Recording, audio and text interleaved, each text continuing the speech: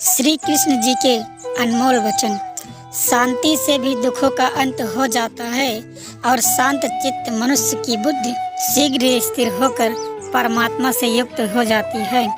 क्यों व्यर्थ की चिंता करते हो, किससे व्यर्थ में डरते हो? कौन तुम्हें मार सकता है? आत्मा न पैदा होती है ना मरती है, हर काम का फल मिलता है। इस जीवन में कुछ ना खोता है ना व्यर्थ होता है। विषयों का चिंतन करने से विषयों की आसक्ति होती है, आसक्ति से इच्छा उत्पन्न होती है और इच्छा से क्रोध होता है, क्रोध से सम्मोहन और अविवेक उत्पन्न होता है।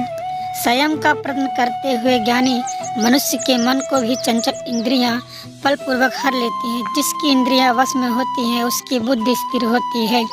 तुम्हारा क्या गया जो तुम रोती हो? तुम क्या लाए थे जो तुमने खो दिया? और तुमने क्या पैदा किया था जो नाश हो गया?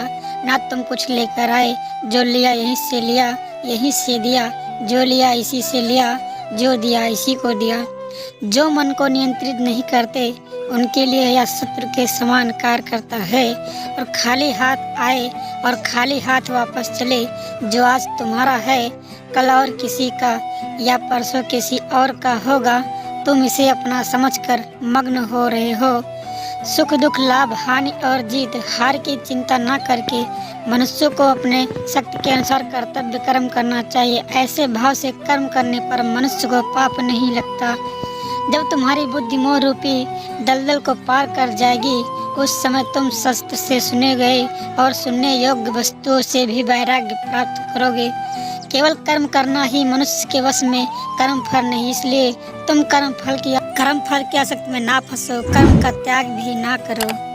वीडियो अच्छी लगी हो तो वीडियो को लाइक कर चैनल को सब्सक्राइब जरूर करें। धन्यवाद।